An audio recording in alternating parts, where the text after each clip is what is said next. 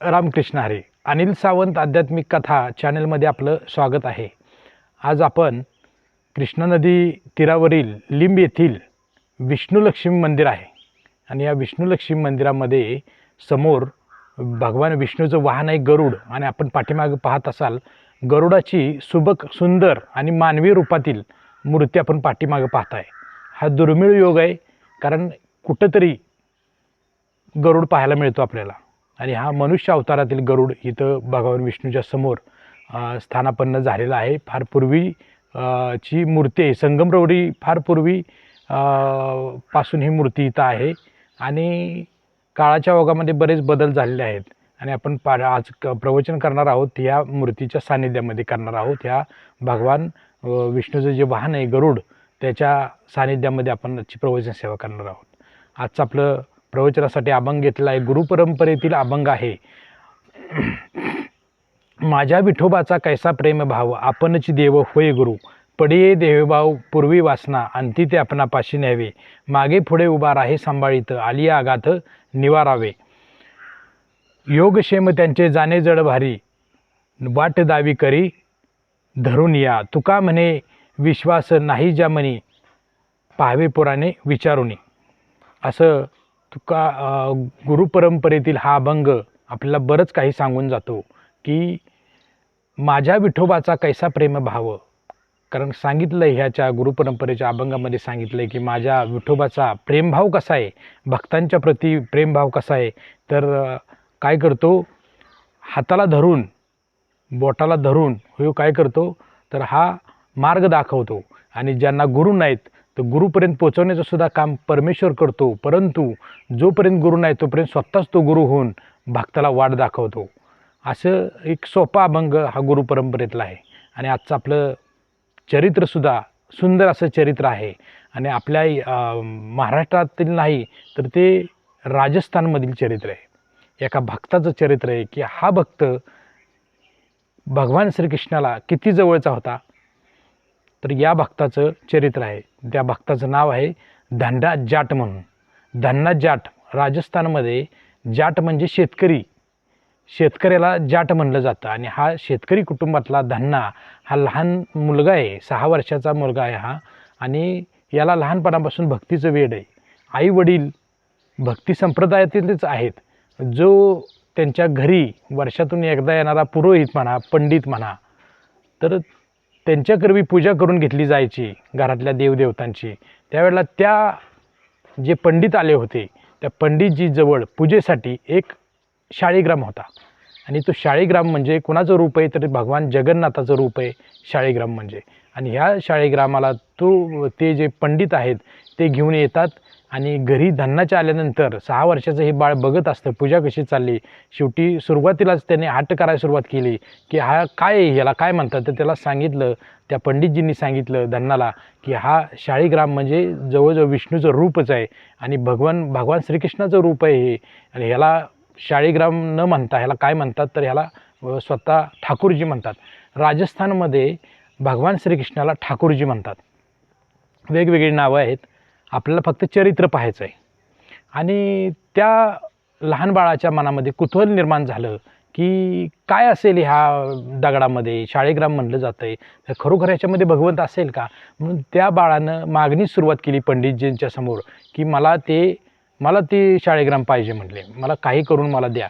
मग त्यांनी ओळखलं की पंडितजीने सांगितलं की तू अजून लहान आहेस, मोठा झाल्यानंतर तुला मग कळेल काय आहेत भक्तिमार्ग काय आहेत, पण आत्ताच तू ह्या नादाला लागू नको असं सांगितलं. तरी पण त्या बाळानं हट्ट केला की मला हे पूजेतील मला शाळीग्राम पाहिजे, कारण मला भगवान पाहिजे असं त्याची मागणी करू लागली. शेवटी त्या पंडितजींना पण कळलं की हा आता बाळ काय गप बसणार नाही, हा घेतल्याशिवाय राहणार नाही. म्हणून तो जो खरा शाळीग्राम आहे तो न देता दुसरा कुठला तरी द्यावा अशी मनात बुद्धी झाली त्यांच्या. त्याला सांगितलं धन्नाला, जा घरातून एक वस्तू आण. ती वस्तू आणायला गेल्यानंतर बरोबर हे बाहेर आले आणि एक छोटासा दगड घेतला, धुवून स्वच्छ करून तो देव्हाऱ्यावर मांडला. वरच्या बाजूला जो आपला शाळीग्राम आहे, खरा शाळीग्राम आहे, तो खालच्या बाजूला ठेवला आणि वरच्या बाजूला तो जो खोटा दगड आणला होता शाळीग्राम म्हणून तो वर ठेवला. आणि तो बरोबर धन्ना आतून आला घरातून आणि त्याने विचारलं हे 2-2 कशी काय देव आता म्हणले, ठाकूरजी 2-2 कशी काय दिसायला लागले. म्हणले 2 ठाकूर आहेत, एक आपल्या जवळचा होता तो शिपाई ठाकूरही म्हणले. जो खरा शाळीग्राम खाली ठेवला होता त्याला सांगितलं घ्याला शिपाई ठाकूरजी म्हणतात. आणि वर जो आहे तो राजा ठाकूर आहे, कोणता पाहिजे तुला? तर त्या मुलाने सांगितलं मला शिपाई नको म्हणले. बाल लीलेप्रमाणे त्यांनी सांगितलं की आपल्या बुद्धीप्रमाणे की मला शिपाई नको आहे, मला राजा पाहिजे. मग ठीक आहे म्हणले, घेऊन जा. मग त्यांनी काय केलं तर तो जो खोटा दगड दिला होता शाळीग्राम म्हणून, तर तो त्यांनी स्वीकारला. आणि ते पंडितजी पूजा सगळी झाली की मग ते निघून गेले. मग असं असताना त्या बाळाला एवढं हे सापडलं की भगवंत काय आहे काय माहीतच नाही ना, लहानच आहे अजून, 6 वर्षाचं बाळ आहे ते. पण त्याच्या मनामध्ये कुतूहल होतं, भगवान कसा असेल ठाकूरजी, कसे करत असतील, कसे वागत असतील, कसे भक्त असतील. त्याच्या मनामध्ये एक कुतूहल निर्माण झालं. आणि ह्या कुतूहलामुळं की त्यानं काय केलं तर भोग चढवायला जातो. आपल्याकडं नैवेद्य म्हणतात महाराष्ट्रामध्ये, आणि त्या उत्तरेमध्ये त्याच या नैवेद्याला भोग म्हणतात. भोग चढवल्याशिवाय, भोग दिल्याशिवाय देवाला, ठाकूरजीला भोग अर्पण केल्याशिवाय आपण काही खायचं नाही, असा एक रिवाज आहे.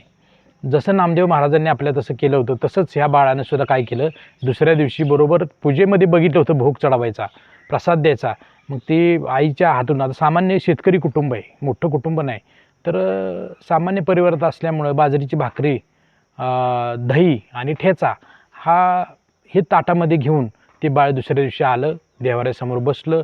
आणि त्या ज्या दगड दिला होता त्या शाळीग्रामाला ते म्हणून लागलं, ठाकूरजी खावा, ठाकूरजी खावा. तर ठाकूरजी काय खात नाहीत. एक दिवस गेला बघा, त्या मुलाला सुद्धा हट्टच होता असं त्या बाळाला की का ठाकूर खात नाहीत माझ्या हातून.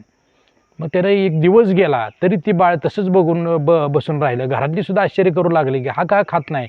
तर त्यांना काय माहीतच नाही हा काय कार्यक्रम आहे झाला आहे ते. मग त्यांनी काय केलं तर एक दिवस गेला, दुसऱ्या दिवशी सुद्धा परत ताट आणलं, परत ठाकूरजी खा, ठाकूरजी खा, ठाकूरजी मिनत्या करू लागला. तरी पण काय ठाकूरजी खात नाहीत. तिसरा दिवस उजाडला आणि तिसऱ्या दिवससुद्धा बाळ ते उपाशी, मनामध्ये कसा आहे जागृत भाव आहे, परमेश्वराच्या भेटीचा भाव आहे. आणि त्या भावामध्ये असताना त्या तिसऱ्या दिवशी मात्र परमेश्वरानं परीक्षा बघितली आणि तिसऱ्या दिवशी मात्र ते ठाकूरजी प्रगट झाले संध्याकाळचे आणि त्याला खाऊच लागले, तो प्रसादच खाऊ लागले. अर्धा प्रसाद झाला की त्यांनी ओळखलं की त्यांनी हात धरला. कुणी हात धरला? ह्या बाळानं हात धरला धन्नानं, की म्हणले आता बास ठाकूरजी, आता काय करा, अर्धा तुम्ही खायचा आणि अर्धा मी खाणार. आतापासून इथनं आपला रिवाज चालू, सगळं तुम्ही खायचं नाही, अर्धा मी खाणार, अर्धा तुम्ही खायचा. मग त्या दिवसापासून ठाकूरजी असे प्रसन्न झाले की त्याच्याबरोबर अहोरात्र राहू लागले. सारखे 24 तास त्याच्याबरोबर दिवसातले सगळे तिथंच ठाकूर खेळू लागले, त्याच्याबरोबर भोग घेऊ लागले, नैवेद्य खाऊ लागले, सगळं होऊ लागले. असे बरेच वर्ष गेले, परंतु त्या बाळाला अजूनही माहीत नव्हतं की परमेश्वर काय आहे. आणि असं होत असताना नैवेद्य दररोज ठाकूर यायचे, दिवसभर त्याच्याबरोबर खेळायचे धान्याबरोबर. शेवटी एक 4 वर्ष गेले. 4 वर्षानंतर काय झालं की आता मोठा झाला आहे, 10 वर्षाचा झाला आहे. मग घरच्यांनी सांगितलं 10-11 वर्षाचं हे आपलं लेकरू धन्ना, त्याला वडिलांनी सांगितलं की आता काय कर, आता बसून हे करू नको, तर आता काय कर, तर आपल्याला शेतीची कामं तुला शिकायला पाहिजे. तर पहिलं कुठली शेतीचं काम शिकायचं तर तू गाई पालन करायला शिक पहिला. म्हणजे ज्या घरामध्ये ज्या गायी होत्या त्या पाळायला सुरुवात कर, म्हणजे रानात जायला सुरुवात कर आता तू. ठीक आहे, आनंदानं तो तयार झाला.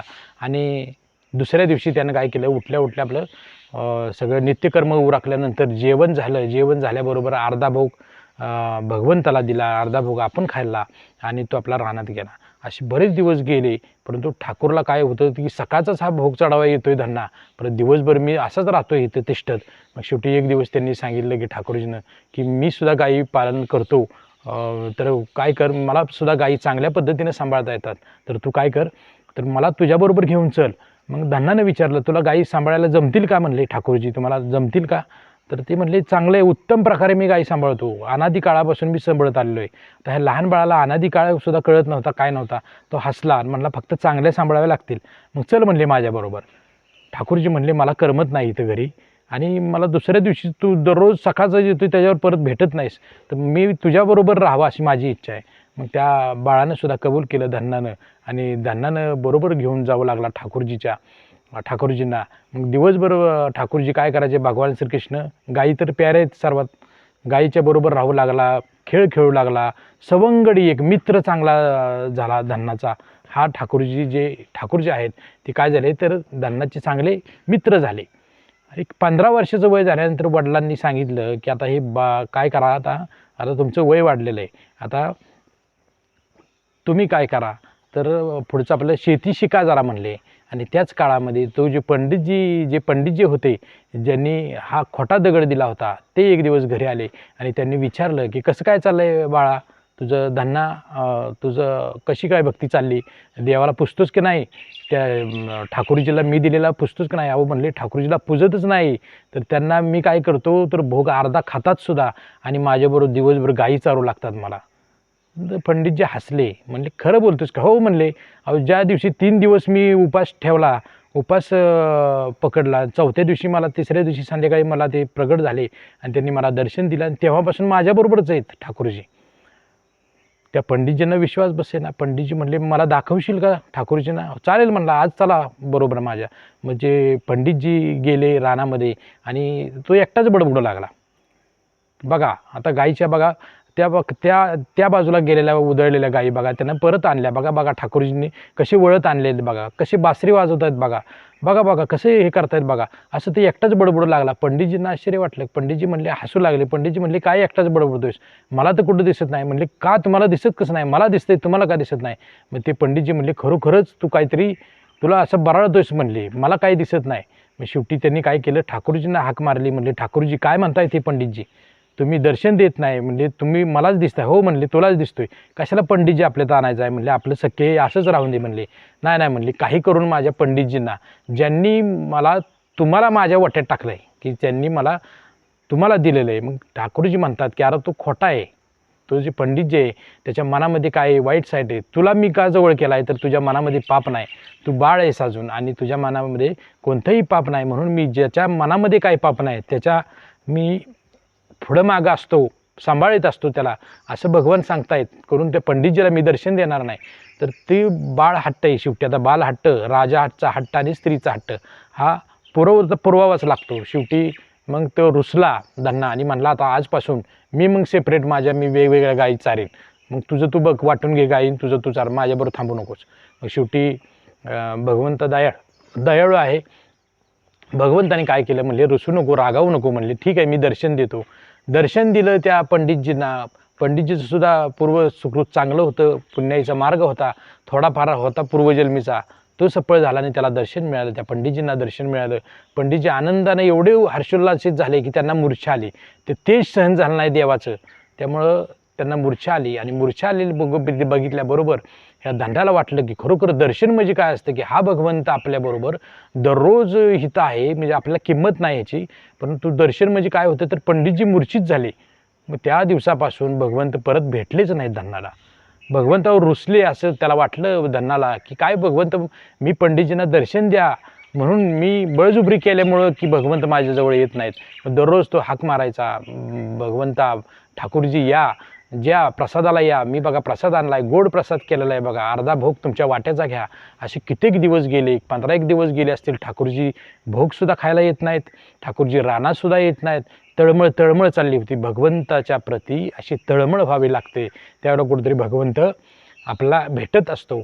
मग शेवटी काय झालं की त्यांना एक दिवस मनात विचार आला ह्या धन्नाच्या, की आपल्याबरोबर अहर्निश पांडुरंग किंवा भगवान श्रीकृष्ण ठाकूरजी आपल्याबरोबर असून सुद्धा आपल्याला किंमत कळली नाही. आपण उगाच अट्टाहास केला पंडितजींना दर्शन देण्याचा आणि मी ह्या चांगल्या सानिध्याला मुकलो. म्हणून त्यांनी ठरवलं आता जर भगवंतांना भेट नाही दिली तर मी संध्याकाळी आत्मदहन करतो किंवा आत्महत्याच करून टाकतो, असं संध्याकाळी करतो म्हणले, आज दिवसभर वाट बघावी.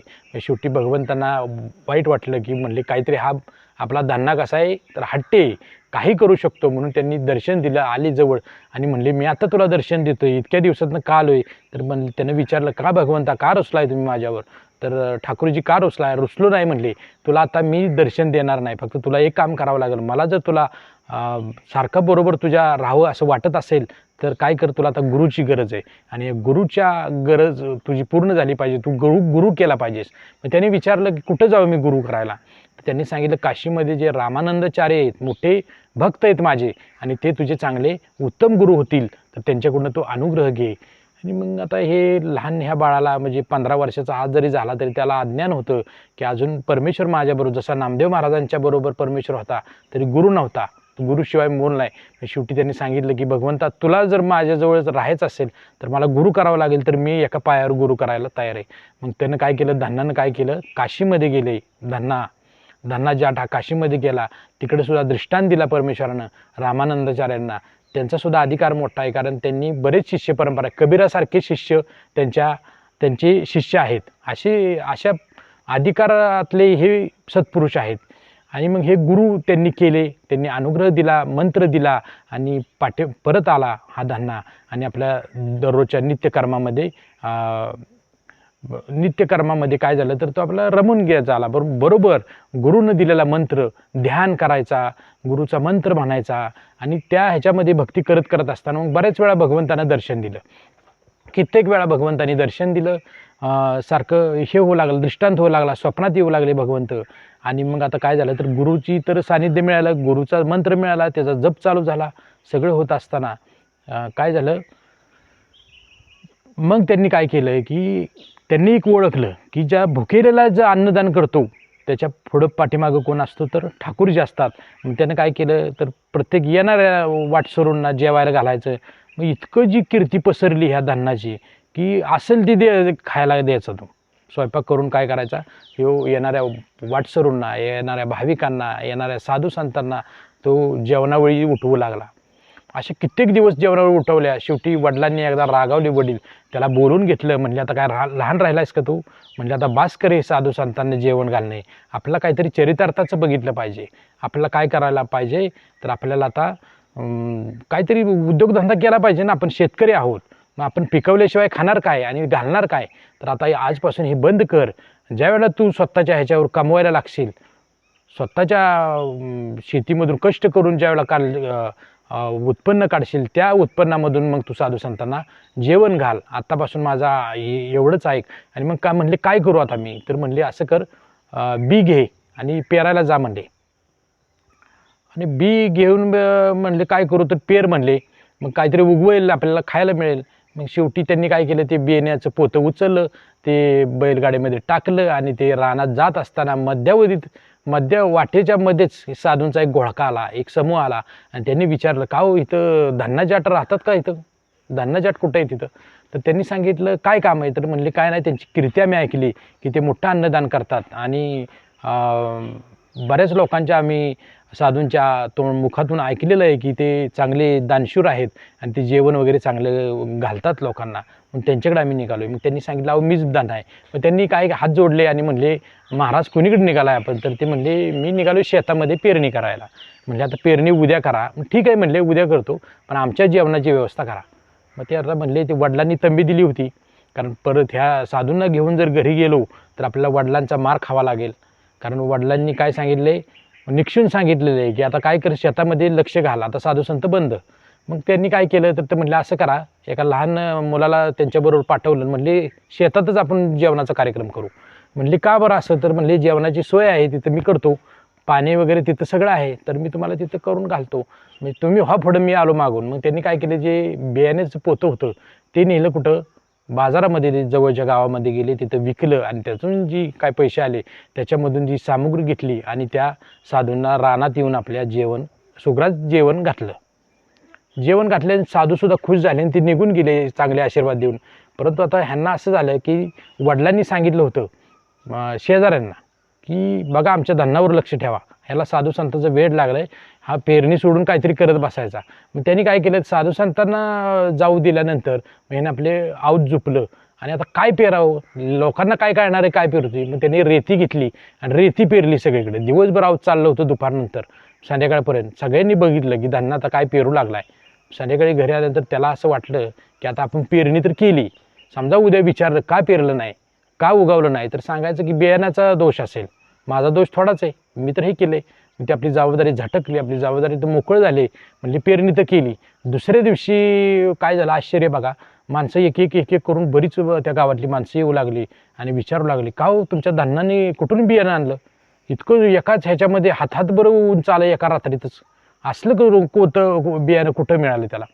मग शेवटी धान्याला वाटलं काय माझी खरी गोष्ट कळली काय रेती पेरलेली. मग त्यानं विचार केला, परंतु जत्तचे जत्त माणसाचे येऊ लागले. मग त्यावेळेला त्याला आश्चर्य वाटलं. मग तो पळतच सुटला रानामध्ये आणि त्यानं खरोखर बघितलं तर जिथं रेती पेरली होती त्याच ह्याच्यामध्ये काय झालेले बघा, तर हातभर वर उंच आलेलं पीक बघितलं आणि तो आनंदानं उड्या मारू लागला. म्हटला, ठाकूरजी तुमचीच कृपा आहे, तुमच्या कृपेशिवाय काही झाडावरचं पानसुद्धा हलत नाही. आता मी खरा तुमचा भक्त झालो. म्हणली, तुम्ही माझ्या पाठीमागं मला सांभाळताय, काय पुढं मागं आहात. म्हणून काय झालं तर तो आनंदित झाला आणि आपले नित्यकर्म पूजेमध्ये व्यस्त झाला. एक दिवस काय झालं, आता ठाकूरजींना सुद्धा राहवत नव्हतं धान्नाशिवाय. मग धान्ना एक दिवस काय झालं, झाडाखाली हे बसले होते, धान्ना बसला होता आणि मोठं पीक आलं होतं. तेच पीक पण मोठं आपण म्हणू बाजरी म्हणूया, की बाजरीचं पीक कसं डौलात आलं होतं. आणि त्या ह्याच्यामध्ये आलं असताना तो एक गडे आला, ठाकूरजीच आले आणि म्हणले, का हो महाराज, मला एक काम मिळेल का काय. तर त्यांनी सांगितलं, काय नाव बाबा तुझं. तर तिकडं सौंदिया म्हणलं जायचं तिथं, पण आपण सावळा म्हणून आपल्या भाषेमध्ये. तर माझं नाव म्हणले सौंदिया आहे, सावळा आहे मी. काय करशील काम. तू काही करतो म्हणला, सांगाल ती, पण माझ्याकडे कामच नाही म्हणले. काय करू. तर ते म्हणलं, एवढं मोठं पीक दिसतंय ते तुमचंच का. हो. मग ह्या पिकाला म्हणले राखण मी करू शकतो चांगली. म्हणलं ठीक आहे म्हणले, काय मोबदला घेशील तू. तर त्यांनी सांगितलं की मोबदला म्हणजे 1/3 द्या म्हणले. मग म्हणले नाही मिळणार. 1/3 मोबाईल म्हणलं, सगळं मोबदला म्हणल्यानंतर आम्ही सगळं पेरायचं, हे करायचं, आवतं काट्या करायच्या, मेहनत करायची, आणि तुला 1/3 कसा देऊ मी. मग शेवटी त्यांनी एक वाक्य बोललं.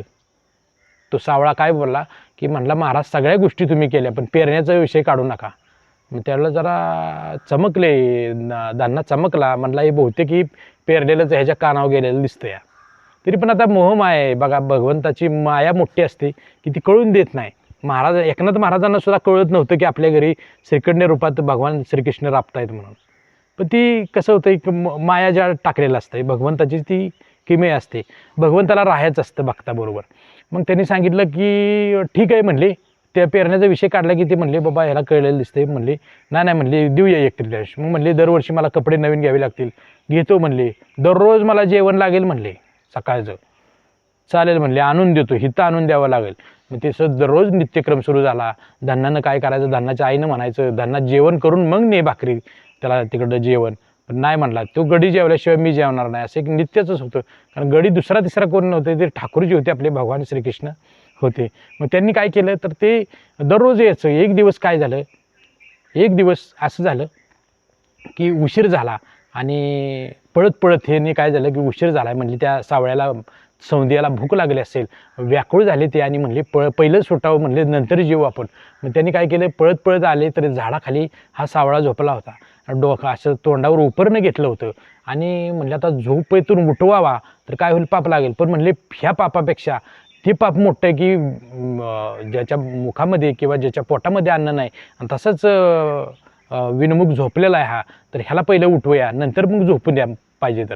मग त्यांनी काय केलं, हळूच असं उपरणं बाजूला केलं तर भगवंत मूळ अवतारामध्ये होते, ठाकूरजीच्या अवतारामध्ये होते. तसेच त्यानं पाय धरले. भगवंता म्हणले, इथं सुद्धा छळवाद करताय तुम्ही, मोठे नटखट आहात. मला म्हणता तुम्ही मोठं झाला आता आणि तुम्ही अजून मोठं का झालात होत नाही भगवंता. मग शेवटी पुन्हा जागे झाल्याबरोबर ह्यांनी ओळखलं की आपल्याला मूळ रूपामध्ये ह्यानं पकडले. मग त्यांनी अवतार बदलला, त्या सावळ्याचं रूप घेतलं. म्हणले, कुठले ठाकूरन काहीतरी म्हणतोस. मग शेवटी त्यांनी पाय सोडणार नाही म्हणले, तुम्ही भगवंता दर्शन द्या. मग शेवटी नाईलाजानं भगवंताला दर्शन द्यावं लागलं आणि भगवंत म्हणले, इतके दिवस मी तुझ्याबरोबर आहे, बरोबर, तुझ्याशिवाय मला चैन पडत नाही, तर आता तू काय कर, एक गोष्ट कर, तू भक्तीला पूर्ण उतरलेला आहेस, वर माग काय पाहिजे ते. त्याने सांगितलं, काय मागावं, आपल्यासारख्यानं काय मागितलं असतं. पण त्यांनी सांगितलं, मी उपाशी राहिलो तरी चालेल देवा, परंतु माझ्या वाटेत म्हणा, माझ्या शेतातून म्हणा, माझ्या घराच्या समोरून म्हणा, कुणीही विनमुख जाता का म्हणाय, तर असं मला एक वर दे की कुणीही उपाशी राहता का म्हणाय. मग शेवटी भगवंतांनी त्याला वर दिला की तुझ्याकडे जा, तुझ्याकडे अक्षय भांडार तयार हो, मी करून देतो की त्यातलं कधी धान्यच संपणार नाही, असं तुला अक्षय भांडार देतो. मग किती जेवणावळी उठव. मग तर त्या दिवसापासून जेवणावळीच उठू लागल्या, नुसतेच जेवणावळी उठलं. कारण अक्षय भांडार भगवंतानं दिलेलं आहे, भगवान श्रीकृष्णाने अक्षय भांडार दिलं. आणि मग काय म्हणाल तर पुढं मग काही दिवस गेले आणि असं भगवंत सारखा पुढं मागं कुठल्या ना कुठल्या रूपामध्ये येऊ लागले, ठाकूरजी येऊ लागले. मग एकदा काय झालं तर मोठा दुष्काळ पडला. तर दुष्काळसुद्धा अन्नदानाचं काम धान्ना करत होता आणि धान्ना जाट म्हणून सगळीकडे एवढा प्रसिद्ध झाला की सगळी जत्तेच्या जत्ते दुष्काळात येऊ लागले. कारण अक्षय भांडार ह्याच्याकडेच होतं ना. मग शेवटी तर त्याला भंडारासुद्धा मर्यादा आहेत. दुष्काळ पडला आता विचार करत होता धन्ना आता काय करावं, इथून पुढं काळ कसा जाईल, कसं माणसांचं आयुष्य होईल. मग त्यांनी काय केलं तर आता एक भगवंतच गेले एका ह्याच्या रूपामध्ये गेले. कोणाच्या? भगवंत एका ब्राह्मणाच्या रूपात गेले. म्हणले जेवायला वाढ मला, ओम भिक्षान देई म्हणले, भिक्षेकरी म्हणून गेले आणि त्याला सांगितलं जेवण वगैरे घातलं. आणि त्यानं म्हणले काय समस्या काय, म्हणले दुष्काळ पडला आहे मोठा, काय समस्या असणार आहे. मग त्यांनी त्यांच्याजवळचं एक तुंब्याचं बी दिलं. तुंबा म्हणजे त्या भागामध्ये तुंबा म्हणजे काय तर कमंडलू, त्याचं त्या वनस्पतीपासून कमंडलू बनतं पुढं. जसं की आपल्याकडे भोपळं बांधतात तसं ते भोपळ्याच्या वेलीचं त्यांनी त्या तुंब्याच्या वेलीचं बी दिलं. म्हणजे काय करू, पेर म्हणले उद्या आणि मला वचन दे की पेरशील म्हणून. म्हणलं तर त्यानं विचार केला दुष्काळामध्ये हे पेरून काय करणार आहे, कमंडलू होतं त्याचं. म्हणजे असं आपल्याकडे साधं वगैरे येते त्यांना कमंडलू देता येईल आपल्याला. दुसऱ्या दिवशी जाऊन त्यानं पेरलं आणि काय आश्चर्य, एक 15 दिवसामध्ये 1 महिन्यामध्ये ते भोपळं की आपण जे तुंबे ते एवढे वाढले, एवढी फळं लागली की एक दिवस त्याने काय केलं म्हटलं तर हे तुंबे चांगले परिपूर्ण झालेत म्हणून त्यांनी ते तुंबा फोडला की त्याच्याबरोबर हिरे माणकं मोतीच निघायला लागले. पळत पळत घरी आले आणि त्यांनी सांगितलं की परधनी हे कशा समान, विष्ठे समान, तुकाराम महाराजांनी सांगितल्याप्रमाणे. म्हणले आता मी ह्याला शेताला सुद्धा हात लावणार नाही, त्या तुंब्याला सुद्धा हात लावणार नाही. हे काय निघतंय. शेवटी रात्री भगवंताने स्वप्नात येऊन सांगितलं ठाकूरजींनी की अरे मीच त्या भिक्षेकरीच्या ब्राह्मणाच्या रूपात मीच आलो होतो, मीच तुला ते बी दिले. असं काय कर, अन्नदान करण्यापेक्षा आता काय करतो इथनं पुढं हिरमानकं मोतीच सगळ्यांना देऊन टाक, दान कर सगळे हिरामानके. दुसऱ्या दिवसापासून हिरामानके मोतीचं सगळं ते तुंबा फोडायचा. असे कितीतरी तुंबे फोडले, त्यातून हिरेमानके मोती निघू लागले, पाचून निघा लागले. मग त्यांनी काय केलं तर सुरुवातीला दान करू लागला. माणसं यथेच्छ घेऊन लागली, त्या ह्याच्यातून पैशातून सामुग्री आणू लागली, माणसं श्रीमंत झाली. आणि मग त्यांनी शेवटी काय झालं, सुरुवातीला ते वाटत होते, दान करत होते, परंतु वाटायची वेळच नको याला म्हणून त्यांनी एक तलाव तिथं केला आणि त्या तलावामध्ये सगळे हिरमानके मोती सगळे फोडून त्या तुंबेतले टाकून दिले. तो तलाव सगळा भरला होता हिरामानकी, हिरे माणिक आणि मोत्यांनी तलाव भरला. आणि काय आश्चर्य, त्या आजही तुम्ही राजस्थानमध्ये त्या जिल्ह्यामध्ये गेला तर ते राजस्थानमध्ये जिल्हा आहे त्यांचा टोंक जिल्हा आहे आणि धवनकला गाव आहे. तर त्या गावामध्ये तो तलाव अजून प्रसिद्ध आहे की हिऱ्या माणक्या मोत्याचाच तो तलाव होता. धन्ना जाट धवनकला गावामध्ये तो तलाव होता की त्या तलावच त्याने केला की तिथनंच घेऊन जावा, आता मला कष्ट देऊ नका. मग काय झालं तर त्याचं नाव काय पडलं होतं, धन्ना जाट. शेवटी काय नाव पडलं त्याचं, धंडा सेठ नाव पडलं. आपल्याकडं एक म्हण आहे बघा, मोठा धंडा सेठ लागून गेलास काय. मग तोच धन्ना हा आहे की धन्ना जाटाचा का कोण झाला, भगवंताच्या कृपेमुळं, भगवंताच्या भक्तीला उतराई झाला. आणि भगवंताने किती कृपा करावी, एखाद्यावर कृपा केली तर किती कृपा करावी की हिरेमान मोत्याचं भांडारच त्याला दिलं आणि तलावच तो तयार झाला की त्याच्यामध्ये माणसं मनमुराद पाहिजे तेवढं घेऊन जायचे. हिरेमानके मोती श्रीमंत झाली नगरी आणि मग पुन्हा पाऊससुद्धा आला भगवंताच्या कृपेनं आणि सगळे हे पुढचं होत राहिलं. म्हणून धन्ना जाटाचा धन्ना सेट झाला म्हणून काय म्हणतात, धन्ना सेट आजही म्हणतात, मोठा धन्ना सेट लागून गेलास. म्हणजे अशी एक म्हण पडत गेली. म्हणजे भगवंताच्या कृपेशिवाय काही होत नाही. आणि दुसरे ह्या कथेमधून सांगायचं आहे तुम्हाला, ह्या चरित्रामधून सांगायचं आहे की सामान्य जरी आपण असलो तरी भुकेलेलं अन्नदान करा. कारण एक वारी पंढरीची कराल, एक पायीवारी पंढरीची, आणि एकदा एका भुकेलेला अन्नदान केलं तर त्याचा आत्मा संतुष्ट केला तर तुम्हाला काय होतं तर तिथं एका वारीचं पुण्य तुम्हाला त्या एका माणसाला, भुकेल्या माणसाला जेवाय घालण्याचं पुण्य तेवढंच मिळतं. आणि जो अन्नदान करतो त्याच्या पुढं पाठीमागं भगवान श्रीकृष्ण परमात्मा पांडुरंग आपल्या अहर्निशत्याच्या पुढं मागं त्याला सांभाळीत उभा असतो. एवढ्या माझ्या या चरित्रातून मी तुम्हाला सांगण्याचा प्रयत्न केला की भक्त कसा असतो आणि चरित्र त्या भक्ताचं मी सांगितलं. धन्ना सेठचं चरित्र तुम्हाला सांगितलं. आपल्याला हे चरित्र कसं वाटलं ते मला कमेंटमध्ये सांगा. माझ्या चॅनलला नवीन असाल तर लाईक करा, सबस्क्राईब करा. रामकृष्ण हरी.